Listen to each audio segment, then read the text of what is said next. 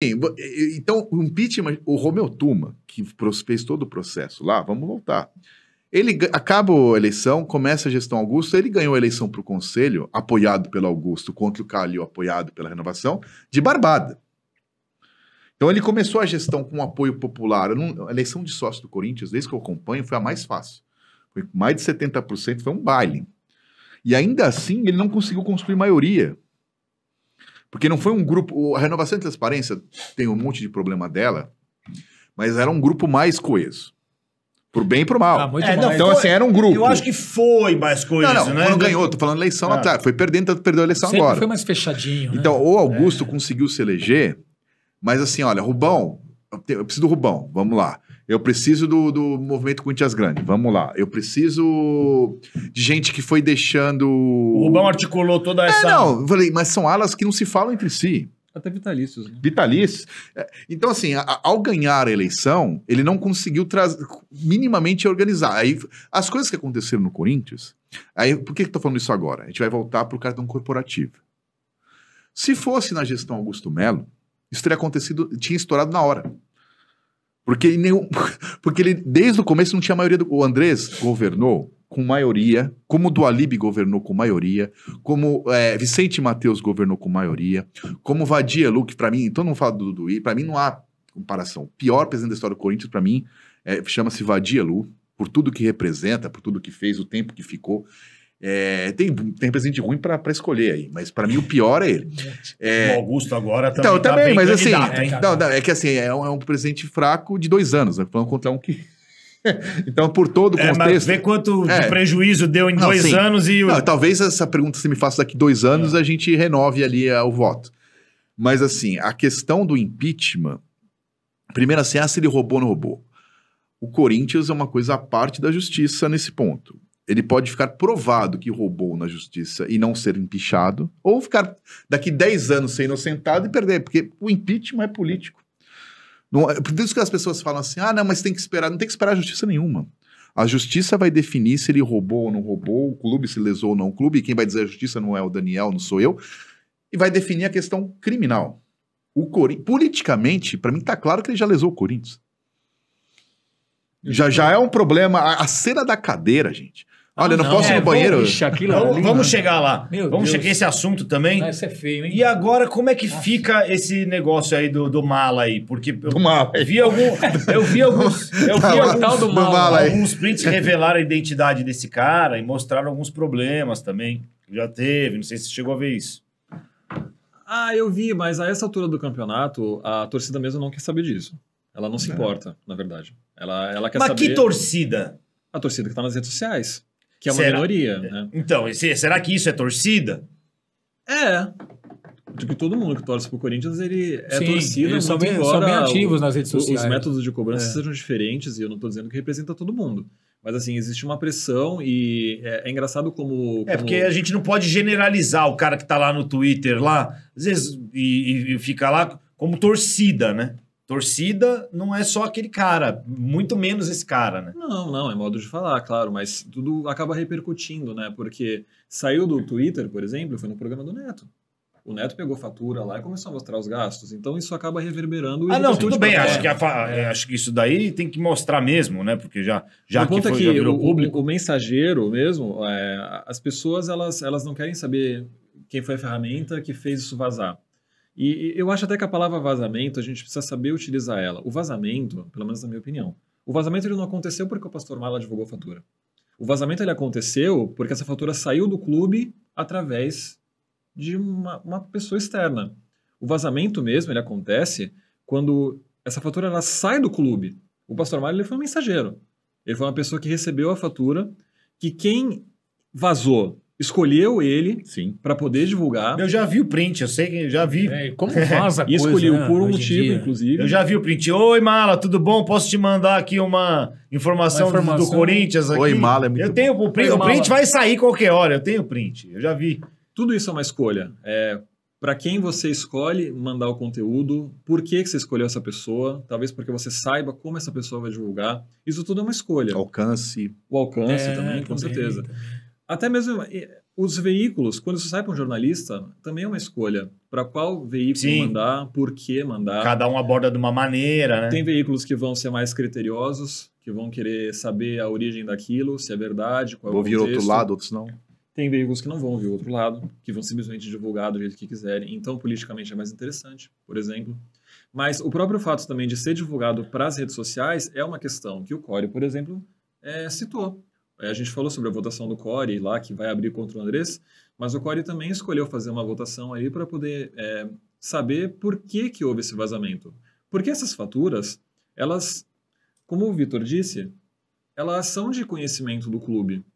Então esse gasto irregular do Andrés, ele está aí rolando há 5 anos dentro do clube e qualquer pessoa da gestão poderia ter visto isso, cobrado o Andrés e denunciado. Os órgãos internos do clube, eles funcionam desde sempre. Eles estão aí abertos à disposição. Então a pergunta que fica, na verdade, não é por que a imprensa não fez, porque a imprensa não tem acesso a isso. Eu vou hackear o computador do Corinthians para pegar a fatura? Não é assim que funciona. Eu tenho que receber essa informação de alguém para poder apurar e divulgar. Agora, o clube, ele tem essa informação. O financeiro tem isso à disposição desde sempre. A pergunta que tem que ser feita é por que as pessoas que tiveram essas faturas esse tempo todo escolheram vazar, mas preferiram não procurar os órgãos internos para que o Andrés fosse cobrado lá dentro. Isso, essa é a grande questão. Essa é a pergunta. E uma outra coisa engraçada também é que esse portal do Mala falava de política. De repente começou a falar do Corinthians e culminou com a divulgação. Mas, né? tem mais coisa, né? Essas faturas de Madrid, a viagem de Andrés Sanches para Madrid, tá também repercutindo isso aí, né? Também está repercutindo, tem gastos. De novo. Eu vi algumas faturas e tem coisas muito interessantes, né? Tem, por exemplo, isso. Essa viagem para Madrid custou R$23 mil, mais ou menos, os gastos todos. Você falou com ele de Madrid, não? Sobre essa eu não cheguei a falar porque essa fatura acabou explodindo depois que a gente conversou. Procurei matérias da época e eu vi uma matéria do Globo Esporte, se não me engano, falando sobre essa viagem, dizendo que o Corinthians não sabia o teor exato, mas que políticos do Corinthians disseram que ele estava lá para falar com possíveis patrocinadores. Mas era uma apuração de bastidor do Globo Esporte, que não tinha comprovação e que eles não falaram com o Andrés a respeito também. Mas não é só isso, Diego. Tem outros gastos também que acabam sendo interessantes, né? Uma coisa que talvez pouca gente tenha percebido é que essas faturas, elas não falam só de gastos do Andrés, né? O cartão corporativo do Corinthians, ele é um cartão que ele é dado pelo banco ao clube e o clube delega para pessoas dentro do clube o direito de gastar. Sim. Então, naquela época, não havia só o Andrés com cartão corporativo. Havia também 3 funcionários do clube com cartões. Você como sabe se fossem quem? Beneficiários, dependentes, né? É uma funcionária do departamento de compras do Corinthians. Que tem sentido ela ter o cartão. O problema é o uso. Sim. Ela ter. Então, por isso que eu falei, a pessoa tem acesso ao cartão corporativo, no mundo corporativo, quem faz compra tem acesso ao cartão. Normal, isso, exatamente. Normal. Para ela é normal. Uma outra pessoa... O presidente também ter o cartão é normal. Sim, a questão é o uso. Também. Uma outra pessoa é do departamento de registros e eu olhei os gastos ali, são gastos ali com a CBF, sobretudo, né? Cara, eu lembrei de uma coisa agora muito louca. Continue. E um terceiro ali é do departamento administrativo. E olhando assim, de um modo geral, as faturas, qual é a impressão que eu tenho com relação ao cartão corporativo do Corinthians? Eu tenho uma impressão de que foi sendo criada com o tempo uma cultura de que aquele cartão ele poderia servir para coisas além do clube. Porque assim, existem gastinhos generalizados assim que acontecem não só no cartão do Andrés. Vou citar um exemplo. Torre de chopp. Uma pessoa que não é o Andrés, funcionária lá do clube. Você imagina uma negociação com um empresário, com uma torre? Você imagina? Não tem. Vamos negociar aí. Não tem. É aquela que fica assim, tá a torneirinha aqui, você vê muito no shopping. Você imagina a negociação rolando, né? Não, que tem lugar que nem limpa aquilo, né? Traz um torresmo. O cara fica louco pra fechar o negócio.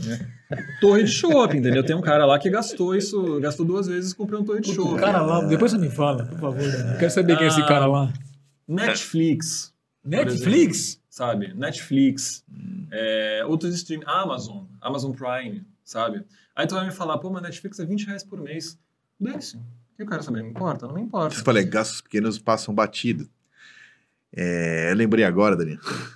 Eu cobri o Corinthians, ainda cubro, né? Mas como setorista diário, final dos anos 90 até 2007, mais ou menos 2006. Depois eu virei colunista, eu continuo cobrindo, mas não no dia a dia. E eu fui setorista num tempo que não tinha o CT, então a gente passava o dia no clube. Então, eu treinava, e era mundos diferentes. Melhor jeito de caçar pauta. Era 2 períodos, então você passava o dia no clube mesmo, no Senadinho ali, tinha o Ciborgue com denúncia, tinha o outro, passava o dia no clube. Então, como o Corinthians do Conselho não se renovou tanto, os que não morreram eu conheço bem. Né? Enfim, e eu continuei trabalhando na área, conheço bem.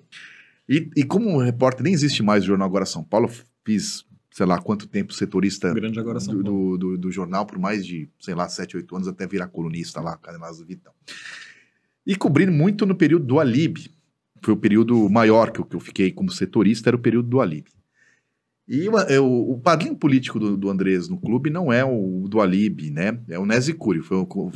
Ele começou no Corinthians lá atrás, o Nézio Cury, que era o vice-presidente ali do já falecido seu Nézio Cury. E eu fiz uma matéria no Agora, eu não vou lembrar agora se foi 2000, se foi 2001, 2002, por aí. Essas denúncias que tem no Corinthians, era o mundo mais difícil de hoje, que não tinha internet, você tinha que pegar nota no papel. Não tinha pastor mala. Não tinha pastor mala. Mas assim, eu fiz uma matéria. Olha, gente, eu sou de humanas e sou jornalista, não sei fazer conta, só entrar no meu aplicativo, conta não é comigo. Mas assim, era uma coisa assim, basicamente, o Corinthians gastava tipo 1 milhão por mês de cloro. Dava para deixar a água do Atlântico e do Pacífico limpa, assim, era uma coisa assim, na piscina e tal. E nessas viagens, até brinquei com o jornalista, você vai viajar para a firma, hoje nem existia Uber, digital, o recibo é automático, mas você pegava no papel ali, você prestava a conta assim, olha, conta do hotel, 45 de telefone, para você ligar para casa, comida, era nota no papel, táxi. E o Corinthians, eu peguei essa denúncia, fiz essa matéria. Numa dessas notas de prestação de viagem, não tinha um cartão corporativo do Corinthians. Seu Nézio Cury tinha uma nota lá de uma loja de lingerie. Ele comprou uma lingerie. Eu já veio lá de trás. E ele tinha um relacionamento com uma funcionária do Corinthians, assim, muito amistoso. E o cara mandou, assim, na prestação de contas, assim, uma nota de... Não mandou, assim, táxi, torre de show, porque ia passar batida. Ele passou lá, e essa nota, por algum motivo, chegou para mim. A pessoa queria que era uma fonte minha, ou agora era um jornal que repercutia bastante na época. Então, assim, a gente sabe que a gente é ousado. E às vezes, por que essas notas saem para o Pastor Mala e não saem para o Daniel, ou não saem para o cara do Globo Esporte, ou não saem para a Rádio Bandeirantes, ou para a Folha de São Paulo? Porque assim, se eu recebesse essa nota, eu não teria publicado, talvez. Porque quem me passou foi do grupo do Augusto, tem interesse. Eu tenho interesse também de publicar a verdade. Só que quando surge nesse momento, eu só consigo publicar se eu tiver uma perícia que diz que a nota é autêntica. E ou tem alguém, que eu não digo que é autêntico, mas fala assim, olha, eu estou te dando a nota, eu dou fé, então assim, conselheiro tal, afirma e me dá, assim, eu não posso pegar um print, dizer que aquilo existe, verdade, eu não faria isso. Ainda que eu desconfiasse que fosse, a não ser que fez o que fez o Belo, ligou, não, realmente fui eu. Já é o suficiente para mim, não sou da polícia, olha, tenho esse print... O cara diz que é verdade. Agora, simplesmente pegar, que foi o que foi feito, e jogar na internet, ainda que se provou verdade, já que foi admitido depois, eu não faria. É simples assim.